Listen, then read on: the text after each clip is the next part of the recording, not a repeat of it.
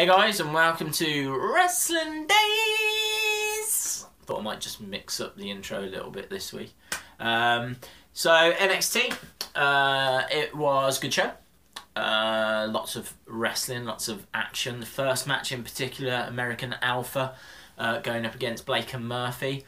And don't want to keep mentioning this every single week, but why are Blake and Murphy still wearing that Nightmare on Elm Street kind of ring attire? At least that was the first time we saw it, was around Halloween last year, they just keep it. Now I tell you, this was still at the University of Central Florida, right? Now I think this is about the third week. And you can tell from the crowd that it's obviously all been filmed in one go, and this crowd were flat. There was next to no response when American Alpha came out, or really Blake and Murphy. It wasn't until we got to the main event there was any kind of reaction.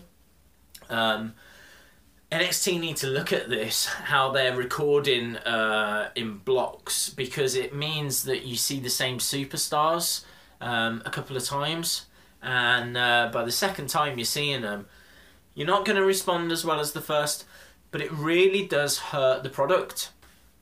Like, American Alpha should have fans screaming their heads off, and this, it was everyone just like, no sound at all. Blake and Murphy, when they came out with Alexa, had their head through the ropes, and they were saying stuff to the crowd.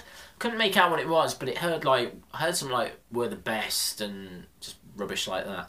I didn't like that. It felt like it felt messy. Their intro just didn't feel slick and smooth. They're saying stuff, and I'm instead of sat at home enjoying it, I'm sat at home going, what are they saying? I don't think that's the right way forward. But the match itself was good.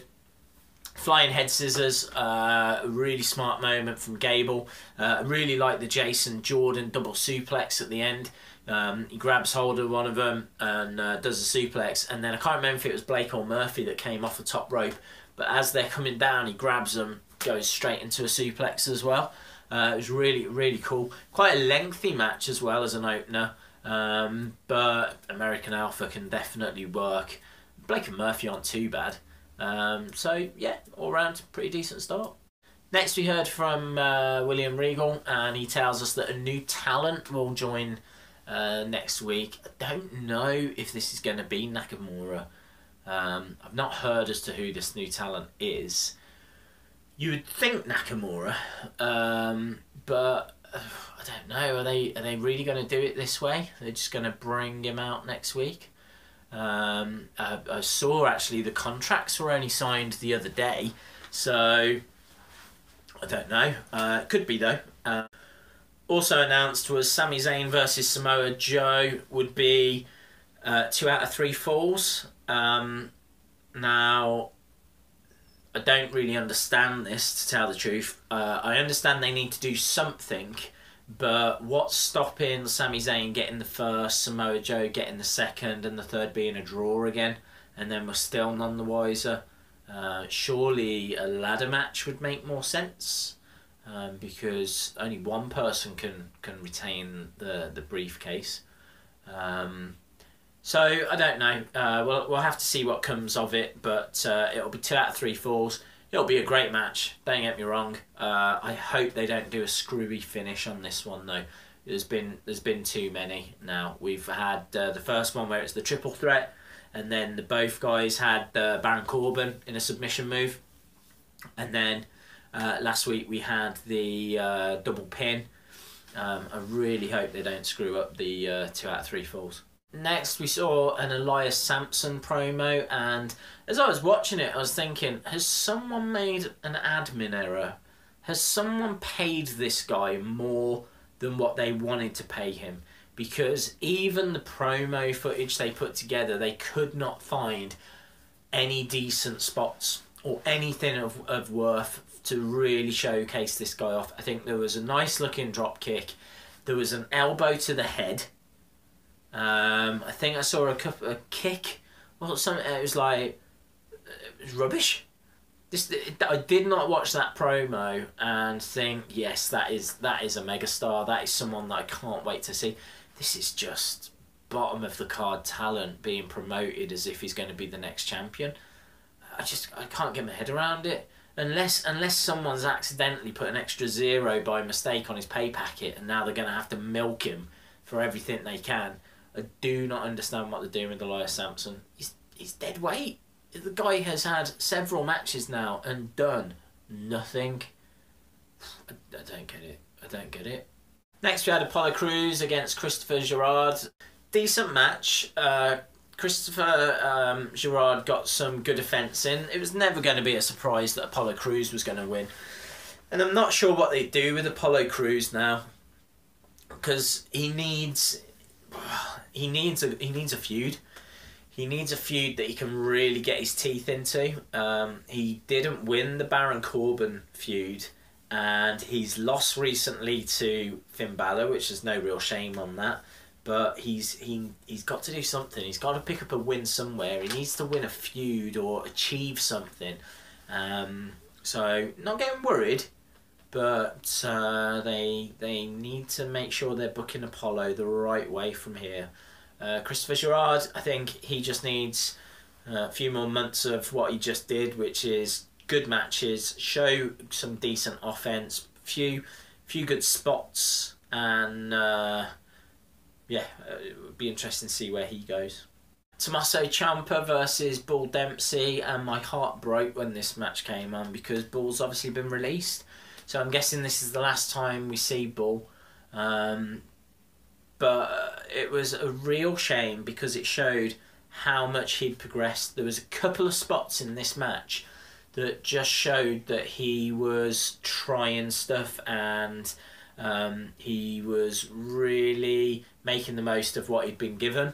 First spot was where he came out and couldn't get his t-shirt off, and the referee's having to help him and everything. The crowd probably gave one of the loudest cheers I'd heard of the whole night when he actually got his t-shirt off. And then the other one was a test of strength. Tommaso put his hands up and Bull goes and they lock up, and rather than doing a test of strength, Bull turns it into a bit of a skipping thing as if he's doing bull fit, and he's kind of forcing Tommaso Ciampa to do the bull fit with him. And again, really fun moment.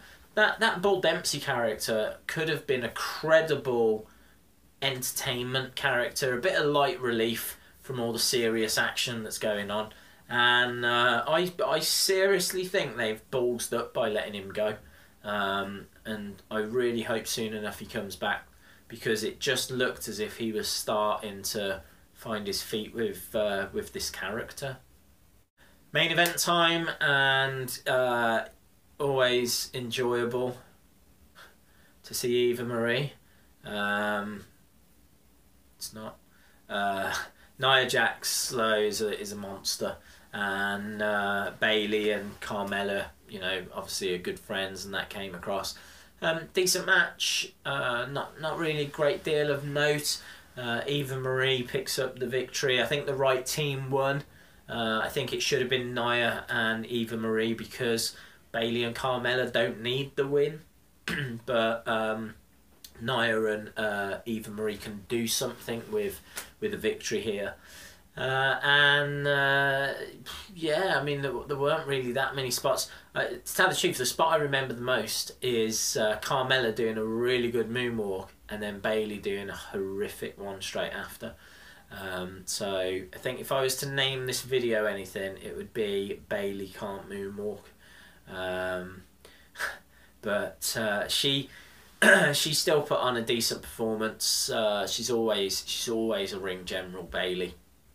So it was a good match, enjoyed it. But then the big news came right at the very end, and that is Finn Balor has been told by William Regal that he is approaching the all-time record. And so next week we are going to get Finn Balor against the current record holder, which is Adrian Neville. So it'll be really good to see Neville down in NXT again. I hope it's a non-title match, and I hope Neville wins. I think that it would do Balor's character good to show that he could be beaten. I think it'd do Neville good to show that he's still at that level. And the title doesn't need to change hands. I hope that Balor does get the record. As you will have seen from my previous videos, I like lengthy title runs, so I hope that he continues with that. Obviously, we're building towards Takeover that's coming pretty soon.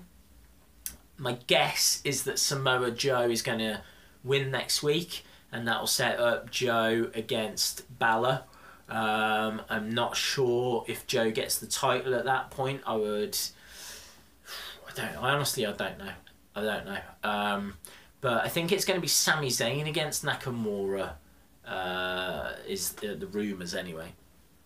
I think American Alpha will go in a triple threat with Enzo and Cass and Dash and Dawson. There was some backstage footage of Dash and Dawson beating up on Enzo and Cass. But I think American Alpha are just too hot.